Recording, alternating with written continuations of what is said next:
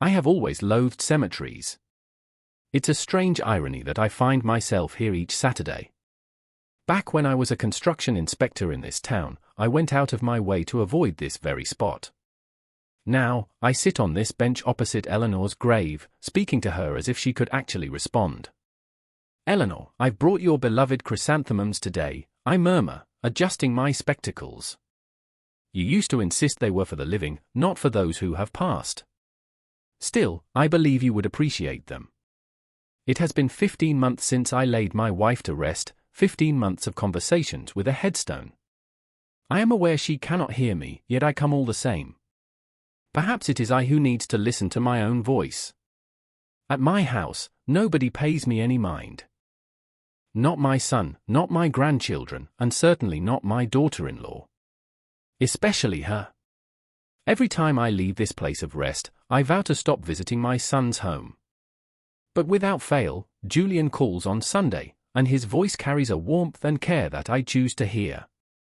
I deceive myself, but I go anyway, only to face Serafina's sharp remarks and my grandchildren's disinterest for the entire evening. This Saturday, I sat on the bench once more, gazing at the grey granite that has become my confidant. I am 73 years old, and for 47 of those years, I was with Eleanor. Now, all that remains is this slab etched with dates, and a profound emptiness where she used to be. Serafina brought up the nursing home again today, I tell the portrait on the stone. She claims they have professionals there who are skilled in handling people of my generation.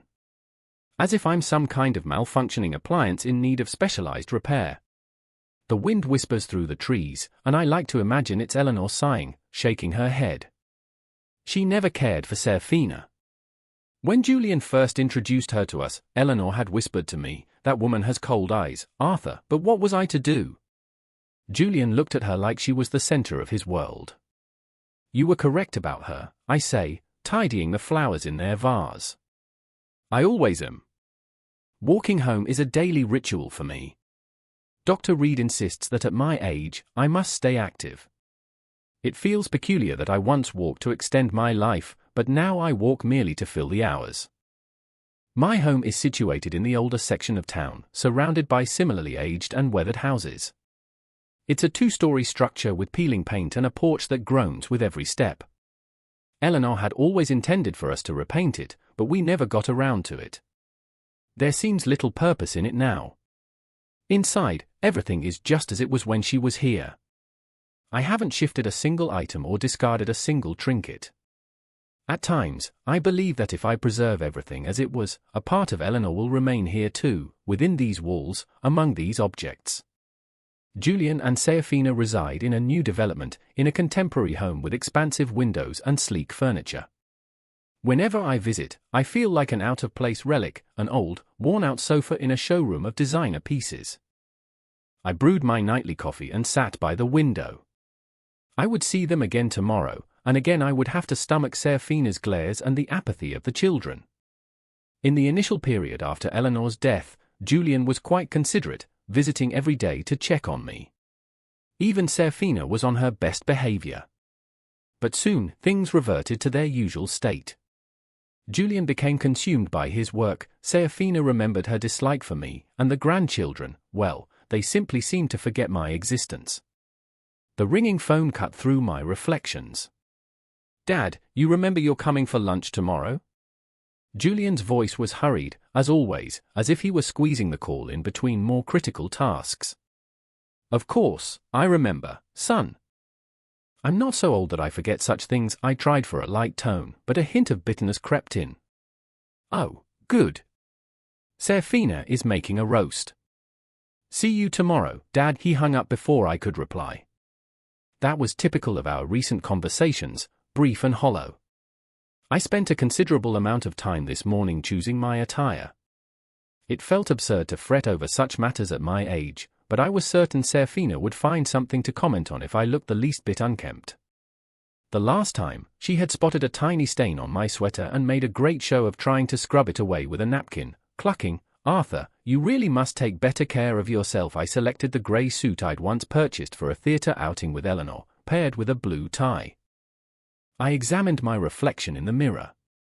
A gaunt old man with a wrinkled face and grey hair stared back with a touch of melancholy. "You look fine," I told myself, feeling foolish immediately after. Julian and Serafina's house was a 20-minute drive away. While I could have taken a taxi, I chose the bus. It was another one of my habits that irritated Serafina. She believed public transport was beneath a gentleman. As I neared their home, I saw that Serafina's car was missing from the driveway. Peculiar. The entire family was usually home on a Sunday. I rang the bell, and Julian answered. "Dad, you're early," he seemed somewhat flustered. "I arrived at my usual time," I responded, stepping inside. "Yes, of course. Come in. Serafina should be back shortly." She went to help her friend Clara with something. I nodded, though I knew Clara was on holiday. She had mentioned it to me at the supermarket just last week, but I held my tongue. In the living room, my grandchildren, Leo and Cora, were glued to their phones, not even glancing up as I entered. "Hello, my dears," I said with forced cheer. Leo mumbled a greeting without looking away from his screen, while Cora glanced up for a moment, said, "Hello," and immediately returned to her phone. I recall a time when they would run to me, begging for stories about my work on construction sites, and sit on my lap, looking at photos in old albums. Now, at 10 and 12, I was merely an old man they were forced to endure during Sunday lunches. "Dad, would you like some tea while we wait for Serafina?" Julian asked, casting a nervous look at his watch. "Yes, that would be lovelier." We moved to the kitchen, where Julian began to fuss with the kettle. I knew he was anxious about his wife's absence and didn't want to discuss her being late yet again. "How are things at work?" I asked, attempting to ease the tension. "It's fine," he shrugged. "The usual. Many projects, little time." Julian was an architect at a large firm. He had always been ambitious, and I was proud of him. But lately, we barely discussed his work. He would speak in generalities and quickly change the topic. "How is your back?" he inquired. "Still bothering you?" "Sometimes, but I manage. Perhaps you should see a good specialist." Serafina mentioned that Sunset Hills Nursing Home has excellent doctors there. It was the inevitable mention of the nursing home, dropped casually into conversation. "I don't need nursing home doctors, Julian. I have Dr. Reed, and he's doing a perfectly fine job." Julian was about to reply when we heard the front door open. Serafina was back. She swept into the kitchen carrying shopping bags, her blonde hair in a high ponytail and a bright smile on her face, the same smile she used to conceal something. "Arthur," she exclaimed as if she'd only just noticed me. "You're here." "I'm so sorry, I was held up at the store. I decided to get some fresh vegetables for a salad." I nodded, though I saw no vegetables in her bags. "It's all right, Serafina. Julian and I were just chatting about his work." "Oh, that's wonderful." She placed the bags on the counter and kissed her husband on the cheek. "Honey, have you told your father about your new project yet?" Julian looked embarrassed. "No, not yet." "Arthur, you have no idea how talented your son is," Serafina gushed with exaggerated excitement. "His design was chosen for a new shopping center in the suburbs. It's such an honor." "Congratulations, son." I was truly pleased for him. "Why didn't you tell me sooner?" "I wanted to wait for official confirmation," he mumbled, clearly uncomfortable. "But the confirmation arrived last week," Serafina chided, looking at him reproachfully. "Arthur, no offense, but Julian has so much on his mind that he forgets even important things." I knew she was lying. I knew Julian simply didn't wish to share his triumphs with me anymore. He had been distancing himself, treating me like an outsider. "I understand," I said, striving to remain calm. "We all have our own concerns." Serafina began unloading her bags, pointedly ignoring me. Then she turned to the children still in the living room. "Leo, Cora, come help set the table," she called out. "Your grandfather is already here." The children reluctantly rose and came into the kitchen. "Hello, Grandpa," Cora said without meeting my eyes. "Hello, my dear." I tried to hug her, but she sidestepped me and began placing plates on the table. Leo just nodded and grabbed the silverware. I remember how they used to love my visits, how they begged for stories. Now, they barely acknowledged me. "Arthur, would you mind not standing in the way?" Serafina asked with a strained smile. "We're trying to set the table." I moved aside, feeling like an intruder in this house. Julian busied himself with the roast, avoiding my gaze. Once we were all seated, Serafina launched into a monologue about her week, a spa visit, lunch with friends, taking Cora to dance lessons. She talked incessantly, leaving no room for anyone else. "How was your week, Arthur?" she finally asked when her own stories were exhausted, her tone condescending, as if she were addressing a small child. "Nothing special," I replied. "Reading, walks in the park, seeing friends," she raised an eyebrow. "You still have friends?" "Serafina," Julian warned. "What?" I was just asking. At his age, many people are already, you know. I gripped my fork a little too tightly. "Yes, Serafina. I still have friends." "Not everyone passes away at 70-inch, of course not," she said with a dismissive wave. "I'm just worried about you. Living alone in that big house. It could be unsafe again." The conversation veered towards me needing to move. "My house isn't that large," I said. "And I manage just fine on my own, but what if you fall? Or forget to turn off the stove?" She feigned concern. "At a nursing home, they would look after you." "Mom's right, Grandpa," Cora suddenly chimed in. "Mrs. Gable from my school said her grandfather moved to a nursing home and is very happy now." I looked at my granddaughter, surprised by her sudden input, but I could tell she was just parroting her mother. "Thank you for your concern, dear," I said, hiding my disappointment.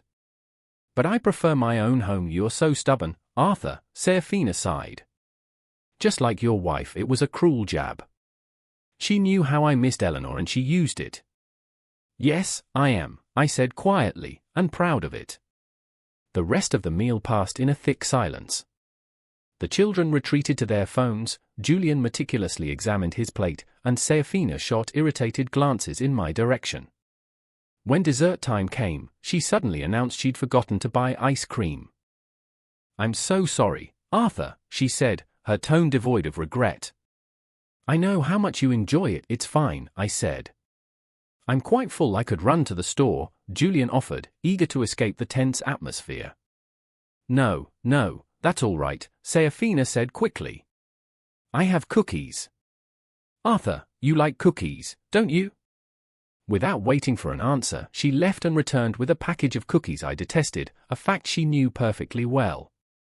"Here, help yourself," she said, placing the plate before me. "Thank you, but I think I'll pass," I replied. "Suit yourself," she shrugged, turning to the children. "Leo, Cora, who wants cookies?" They each took one in silence, their eyes still on their phones. I felt it was time to leave. This Sunday lunch, like all the ones before it, had become an ordeal. "I should probably be going," I said, rising from the table. "Already?" Julian looked at me with a hint of relief. "But it's still early. I have things to do," I lied. "Thank you for lunch. I'll walk you out." He stood and followed me to the door. Julian gave me an awkward hug on the porch. "I'm sorry about Serafina," he said in a low voice. "She's just worried about you." I knew that wasn't true. She wasn't worried about me in the slightest. But I nodded, not wanting to argue with my son. "Of course, I understand. I'll see you next week," he asked, holding the door open. Yes, of course I knew I would come back, no matter what. He is my son, and I love him. On the way home, I contemplated how my life had shifted since Eleanor's passing. How I had become a stranger in my own son's family. How Serafina had made me into a burden she was eager to discard. I had noticed her recent pattern of being absent during my visits. Today she was late. The last time, she left mid-lunch, claiming an urgent call from a friend. Each time, she returned with a faint blush on her cheeks and a sparkle in her eye that a trip to the store or a visit with a friend couldn't explain. Something was happening in my daughter-in-law's life, something she was carefully hiding. And I was beginning to suspect this something could shatter my son's family. When I arrived home, I sat in my armchair by the window, staring at Eleanor's photograph for a long time. She smiled at me from the frame, and I could almost hear her voice. "Arthur, for Julian's sake, you must find out what's going on." I decided then and there that I would discover where Serafina was disappearing to, and why she was so determined to be rid of me. Tuesday was a day of revelation. On Tuesdays, I typically go to the city park, sit by the pond, and feed the ducks. It's a small tradition that began when Eleanor was still with me. We often went together, and now I continue it alone, a ritual connecting me to my past. The weather was overcast that morning, but it wasn't raining. I put on my old raincoat, took a bag of bread, and walked the 10 minutes to the park. One of the perks of living in the old part of town. The park wasn't large, but it was lovely, with century-old oaks, tidy paths, and a small pond. It was usually quiet at this time, frequented by retirees like myself and a few young mothers with strollers. I sat on my usual bench, tossing bread to the ducks and mulling over the Sunday lunch, Serafina's lateness, and her recent odd behavior. I didn't want to believe my daughter-in-law could be unfaithful to Julian, but the suspicion was growing stronger. My thoughts were broken by the sound of laughter from across the pond, a woman's laugh, familiar yet jarringly out of place. I looked up and saw Serafina. She was walking along the path with a tall man I didn't recognize. He was dark-haired with a neat beard and dressed in an expensive-looking suit. He leaned in to whisper something in her ear, and she laughed in a way I had never seen her laugh with my son. I instinctively ducked my head and pulled my cap lower to avoid being seen. They passed by without noticing me and headed toward a secluded gazebo on the far side of the park, shielded by lilac bushes. My heart pounded. It could be a business meeting. Julian had mentioned Serafina recently started working at a real estate agency. Perhaps this man was a client or a colleague. I tried to reason with myself, but my gut told me otherwise. I debated for a few minutes. A part of me wanted to leave, to forget what I saw, to not get involved. But another part, the part that would always care for my son, insisted on knowing the truth. In the end, my concern won. Cautiously, I circled the pond along another path and approached the gazebo from behind the bushes. Through the foliage, I could see what was happening inside without being detected. What I saw confirmed my worst fears. Serafina and the stranger were standing very close. His arm was wrapped around her waist, and she was gazing up at him with a tenderness I'd never seen her show my son. He then leaned down and kissed her, not a brief peck, but a long, passionate kiss. And she returned it eagerly. The ground felt like it was shifting beneath my feet. Serafina was cheating on Julian. My daughter-in-law, the mother of my grandchildren, was betraying my son. I couldn't watch anymore. Quietly, I backed away from the gazebo and walked quickly toward the park exit. I needed to process what I had seen and decide what to do. All day, I was restless, pacing my house, weighing my options. Should I tell Julian? Would he even believe me? Lately, my son sided with his wife in our disputes. Besides, I had no proof beyond my word, an old man's testimony against a young woman's. I knew how that would play out. Confronting Serafina seemed like a poor choice as well. She would deny everything and use it to turn Julian and the children against me completely, painting me as a senile old man inventing stories. By late afternoon, I knew I needed help, someone who could gather concrete evidence of Serafina's infidelity. That's when I thought of Finn Morgan. Finn was a friend of my late brother, Daniel. They had served together on the police force until Finn retired to open a private investigation agency. We weren't close, but we stayed in touch, meeting for coffee occasionally to reminisce. The next morning, I called him. Finn Morgan here. His voice was just as I remembered, low and gravelly. Finn, it's Arthur Vance, Daniel's brother. Arthur, it's been a while. How are you, old friend? Not too bad, I said, unsure how to begin.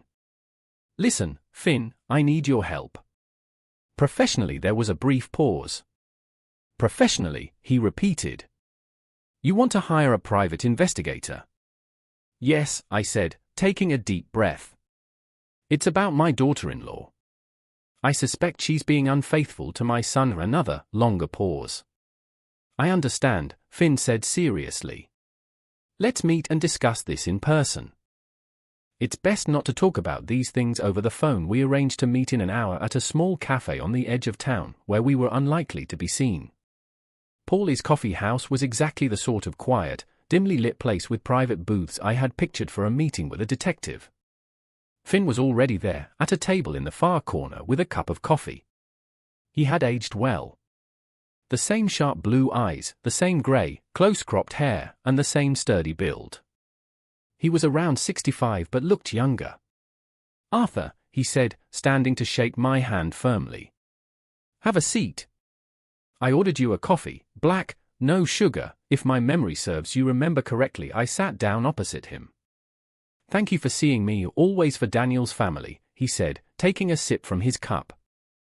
"Now, tell me what's happening," and I told him everything. About how things had changed with my son and daughter-in-law after Eleanor's death, about Serafina's odd behavior, and finally, about what I had witnessed in the park. Finn listened intently, taking occasional sips of coffee. When I finished, he drummed his fingers on the table. "An unpleasant situation," he said finally. "But unfortunately, not uncommon. I've handled dozens of cases like this, so you'll take the case?" I asked. "Of course," he nodded. "But first, what is your goal here? What do you want to achieve?" I paused to think. What did I want? To protect my son from his wife's betrayal? To win back his affection? To punish Serafina? "I want the truth," I finally said. "The whole truth about what's going on. Then I will decide what to do." Finn nodded as if he'd expected that answer. "Good. I can set up surveillance on your daughter-in-law. Find out who this man is, how often they meet, how serious it is. I'll gather evidence, photos, videos, maybe even audio if I can manage it. Is that legal?" I asked. "For the most part, yes," he shrugged. "I'll only monitor her in public spaces. No breaking and entering, no trespassing. Everything by the book." I nodded, feeling a slight sense of relief. "How much will it cost?" Finn named a figure that made me wince. It was a substantial amount for a retiree, but I had savings I'd been putting aside for Julian and the grandchildren. I figured this was a better use for it now. "I agree," I said. "When can you start?" "Today," he replied, pulling a notebook from his pocket. "I'll need some information. Your son and daughter-in-law's address, their routines, places they visit, and of course, a photo of Serafina." I gave him everything I knew. I told him Serafina worked at Premium Homes Real Estate, that she dropped the kids at school around 8, and that she often went to the Oasis Spa on Fridays. I showed him a Christmas photo of Serafina standing by the tree, flashing that same fake smile. "Excellent," Finn said, writing it all down. "This is enough to begin. I'll contact you when I have the first results. Don't call me yourself. If your daughter-in-law is hiding something, she might be suspicious." I nodded, my heart thumping with a mix of anxiety and fear. "And one more thing, Arthur," he said, looking me directly in the eye. "Be prepared for the truth to be worse than you imagine. And be prepared for your son not to thank you for it." I knew he was right. I was interfering, and it could backfire. But I also knew I couldn't stand by and watch my son's family be destroyed. "I understand the risk," I said. "But I have to do this." Finn nodded and extended his hand. "Then let's get to work." The following days were a torment of anxious waiting. I went about my normal life, grocery shopping, gardening, reading, but my thoughts constantly circled back to Serafina and her secret. I pictured Finn tailing her, gathering proof, discovering the name of the man from the park. On Friday, exactly 3 days after our meeting, the phone rang. "Arthur, it's Finn. I have something for you." My heart leaped. "What is it?" "Not over the phone. Come to my office at 6 this evening." "You know the address?" I did. His office was on Maple Street, not far from the city center. "I'll be there," I said, my hands trembling as I hung up. Finn's office was just as I'd imagined, a compact room with a desk, a couple of chairs, and filing cabinets. His diplomas and private investigator's license were on the wall. It was a Spartan, functional space. "Come in, Arthur," he said, gesturing to the chair opposite his desk. "Have a seat," I sat, trying to still my shaking hands. Finn pulled a folder from his desk and set it in front of me. "Here's what I've found in the last 3 days," he began. "Your daughter-in-law is indeed involved with another man. His name is Gideon Croft, and he's a manager at the same real estate firm she works for. 42 years old, divorced, no children." He opened the folder and showed me a photo of the same man I had seen in the park. "They meet almost daily," Finn continued. "Lunchtime, after work, sometimes in the park, sometimes at a cafe. But most frequently, they go to the Pine Tree Motel on the edge of town." He showed me a series of photos, Serafina and Gideon entering the motel, Serafina leaving 2 hours later, fixing her hair, Gideon kissing her goodbye next to her car. "It seems their affair has been going on for some time," Finn added. "The motel staff recognizes them. They always rent the same room." My insides tightened with anger and pain. It was one thing to suspect, another to see the black and white evidence of her betrayal. "There's more," Finn said, pulling a small recording device from the folder. "I managed to record their conversation at the cafe yesterday. I think you should listen." He pressed a button, and their voices filled the office. First, I heard Serafina's laugh, light and carefree, the same one from the park. Then a man's voice, low and confident. "When are you finally going to tell him?" Gideon asked. "Soon, Gideon. I promise," Serafina replied. "It's just, the timing is difficult. I have to deal with the old man first." His father. The man sounded irritated. "You've been saying that for 6 months, and nothing has changed." "I'm working on it," Serafina's voice was pleading. "I've nearly convinced Julian to put him in a nursing home. Once the old man is gone, we can sell his house and have the money for a down payment on our own place. And if he doesn't agree—" "He will," she said confidently. "He's old. He'll be decrepit soon enough. Julian knows he can't look after him. And I'm certainly not going to be a nursemaid to that bore." They both laughed. Finn switched off the recorder. "There's more," he said, "but I think you get the picture." I sat there, stunned. It wasn't just an affair. They were plotting to get rid of me, sell my house, and use the money to fund their new life. And Julian, was my son really considering sending me to a nursing home? "What are you going to do?" Finn asked, watching me closely. I didn't know. One part of me wanted to rush to my son, show him the photos, play him the tape. But another part feared his reaction. What if he refused to believe it? What if he took his wife's side? "I need to think," I finally said. "This is too much to process at once." Finn nodded sympathetically. "Take the folder with you," he said. "And the recorder. There are a few more recordings on it. Listen to them at home, when you're calm. Then decide." I took the folder and the device, feeling their weight not just in my hands, but on my soul. "Thank you, Finn," I said. "You did a great job just doing my job." He shrugged, but I saw the empathy in his eyes. "Call me when you've decided on your next move." "I might be able to help." I nodded and left the office, clutching the folder so tightly my knuckles were white. At home, I laid the photos on the table and stared at them for a long time, as if seeking some flaw, some proof that it was all a mistake. But the longer I looked, the clearer the truth became. Serafina was betraying my son and plotting to get rid of me. I turned on the recorder and listened to the remaining tapes. On one, Serafina and Gideon discussed their future life together. On another, she complained about Julian, calling him dull and spineless. On the third, they talked about the children, how Cora would probably stay with Julian, which was for the best because Gideon didn't like kids. Each word was a fresh wound. I thought of my son, my grandchildren, and how their lives would be shattered when the truth emerged. And it would emerge. Sooner or later, Serafina would leave for her lover, abandoning my family. I had to do something. But what? Tell Julian directly? But would he believe me, or would he think I was just trying to drive a wedge between him and his wife out of spite? Confront Serafina? That would only alienate me further from my son and his family. I sat at the table late into the night, unable to find a solution. At one point, I found myself wishing Eleanor were here. She always knew what to do. But Eleanor was gone, and this decision was mine alone. Finally, as dawn approached, a plan began to take shape in my mind.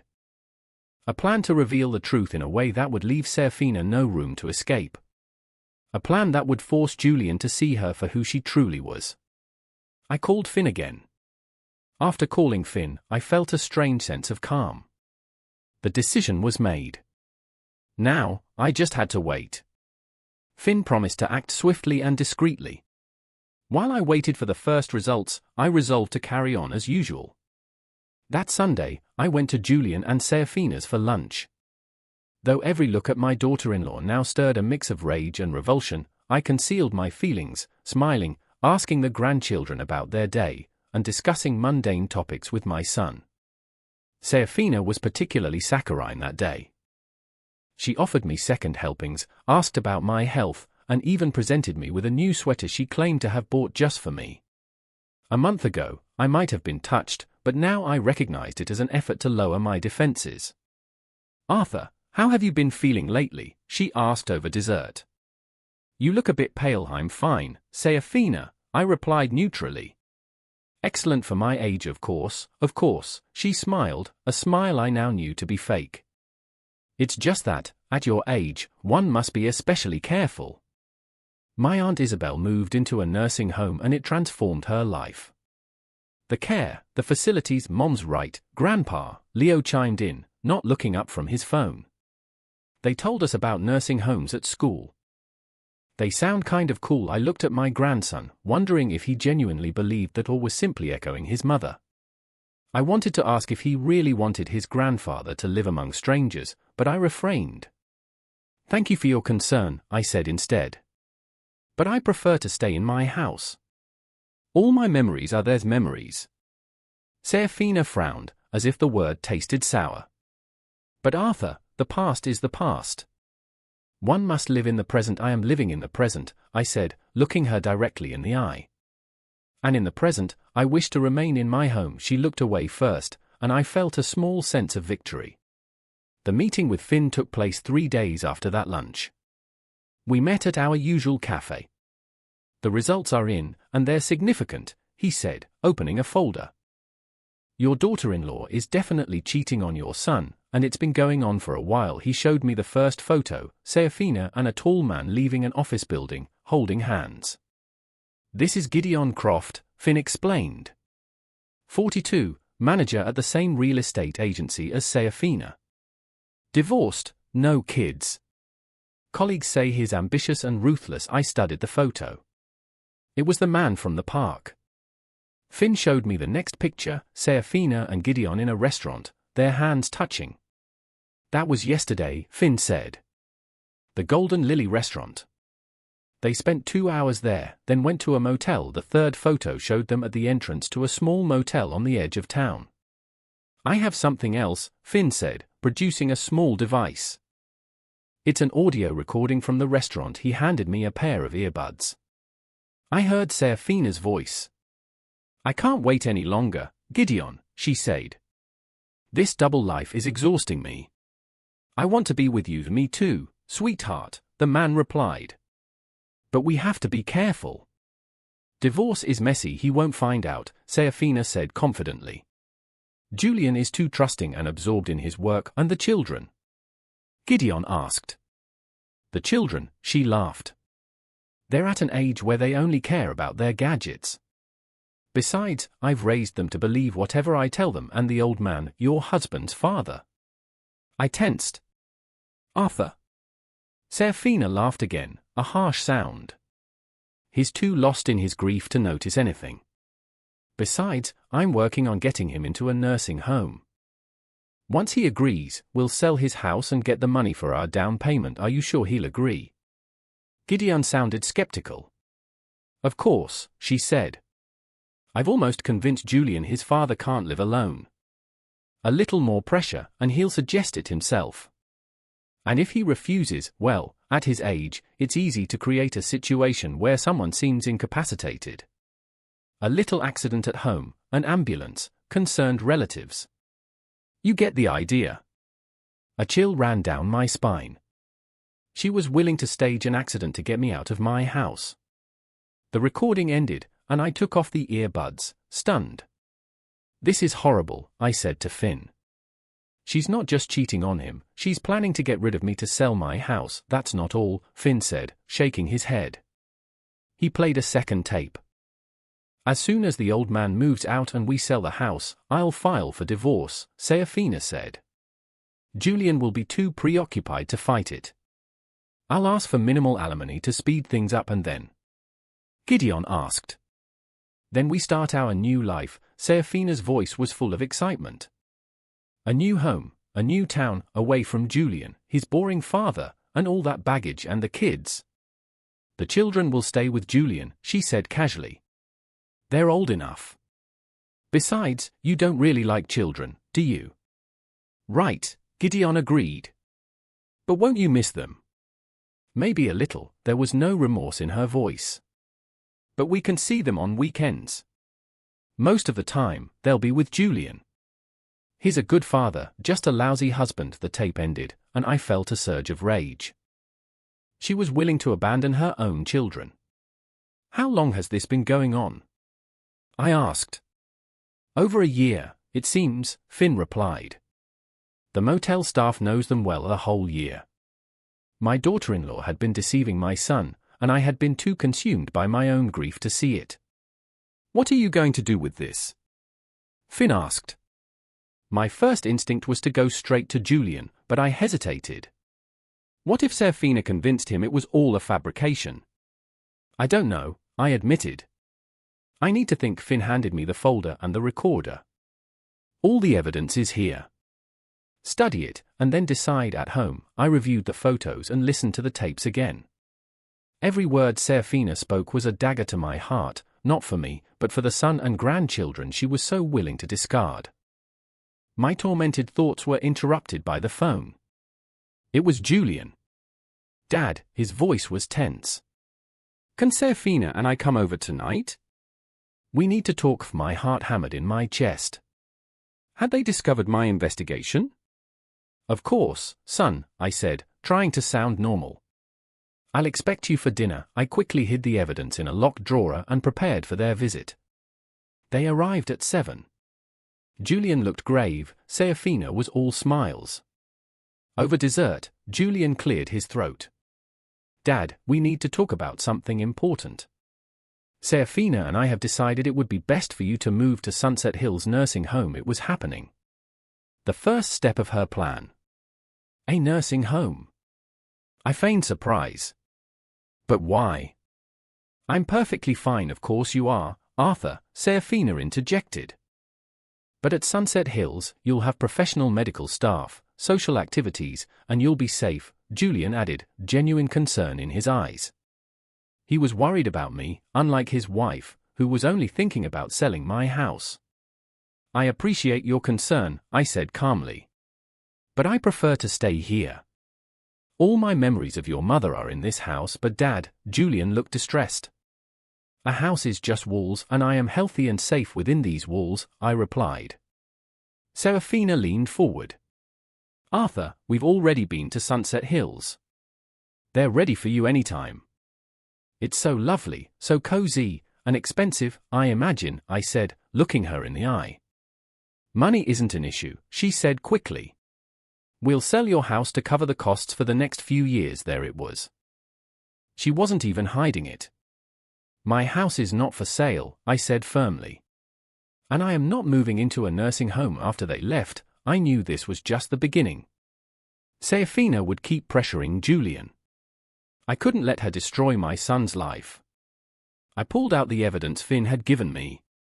A plan began to form, a way to expose the truth so she couldn't escape it. I called Finn. Finn listened to my plan and nodded thoughtfully. It's risky, he said, but it could work. The key is the right time and place. We decided to meet the next day at his office. I spent a restless night, but I awoke feeling resolute. When I met Finn, I laid out my idea again. You want to host a family dinner at a restaurant and show a video of the evidence during the meal, he confirmed. Yes, I nodded. But not right away. I'll let her think she's won, that I've agreed to the nursing home. When she's celebrating her victory, that's when we'll show it. Okay, Finn said. But we'll need a restaurant that will cooperate. I was thinking of Marco's downtown, I suggested. They have private rooms with large screens. Good idea, Finn nodded. I'll talk to the manager. We decided Finn, as a former police officer, would be more persuasive. That evening, Julian called. Dad, Serafina and I would like to take you to dinner on Saturday. To talk things over, I knew Serafina was still pushing her agenda. Of course, son, I said. Where were you thinking? Serafina suggested the Golden Lily, Julian said. The very restaurant where she met her lover. How about Marco's? I countered. I've heard their steaks are excellent. Marco's? Sure, I don't see why not, Julian agreed. Will the children be with you? No, we thought this should be an adult conversation. I understand, I said. But I so rarely see them. Why don't we bring them along? I miss them. After a moment's hesitation, Julian agreed. I immediately called Finn with the news. Excellent, he said. I've already spoken with the manager at Marco's and Mr. Rossi. He's agreed to help us. The next day, Finn and I met with Mr. Rossi at the restaurant. He showed us a private dining room, perfect for our purpose. You can plug a flash drive into this port, he explained, pointing to a small control panel. The image will display on the screen. He showed us a way to call button on the table. Press this when you're ready, he said. One of my staff will be outside to start the video. It will look natural. Perfect, Finn said. And once the video starts, we need no interruptions. Understood, Mr. Rossi replied, professionally impassive. We spent the next 2 days editing the most damning photos and audio clips into a concise 5-minute video. On Friday night, Finn and I watched the final cut. It was painful but irrefutable. I'll be at the restaurant early tomorrow, Finn assured me. I'll be nearby, in a back office. The doors will be locked once the show starts. His presence, even unseen, gave me confidence. I woke early on Saturday. The day crawled by. At 5, I started to get ready, putting on my best dark blue suit, the one Eleanor had given me. At 6:30, I took a cab to the restaurant. At 6:55, Julian, Serafina, Leo, and Cora arrived. Serafina was all smiles. Arthur, what a beautiful room you've chosen, she said. We sat down, and the strained conversation began. When the main course arrived, Serafina got to the point. Arthur, we are so glad you agreed to this dinner. We've given it a lot of thought, and we truly believe Sunset Hills is the perfect place for you. And then what? I asked. After I move. Well, she glanced at Julian, we thought it wise to sell your house. Given its size and location, I imagine it's worth at least $350,000, maybe $400. Her eyes lit up at the number. That's a lot of money, I said. Enough for the nursing home and other family needs, I suppose. Of course, she said, not sensing the trap. So when do you plan for me to move in? I asked. The sooner the better, she urged. There's a vacancy now. I nodded slowly. Then I set down my glass. You know, Serafina, I have been thinking about this. About the nursing home, selling the house, and family needs. She leaned forward eagerly. And I've made a decision, I said, looking her straight in the eye. But before I announce it, I'd like to show you all something. Something that might change your perspective. I pressed the way to call button. That was Finn's signal. The lights dimmed, and the screen on the wall flickered to life. The first image appeared, Serafina and Gideon, holding hands, entering the Pine Tree Motel. Serafina froze, her mouth agape. What is this? She stammered. I remained silent as the images changed, Serafina and Gideon kissing in the park, at the restaurant, at the motel again. Julian sat motionless, his face turning pale. Leo and Cora looked up from their phones, their eyes wide. "Turn it off!" Serafina shrieked, rushing for the door, but it was locked. Then the audio began to play. Her voice filled the room. "I can't wait any longer, Gideon. This double life is wearing me down. I want to be with you. He won't find out anything," her voice continued. "Julian is too trusting and absorbed in his work." Julian flinched, his hands clenching into fists. "Serafina," he whispered, his voice dangerously quiet. "What does this mean?" "It's nothing," she cried, turning back to the table. "It's a fake. Your father set this up to turn you against me." But her own voice on the screen betrayed her. "And the children? They're at an age where they only care about their gadgets." Leo and Cora stared at their mother, shock on their faces. "Mom." Cora's voice trembled. The tape continued, detailing her plan to get me into a nursing home to sell my house for their down payment. I watched Julian's expression shift from shock to rage, then to profound pain. "So that's why," he said quietly.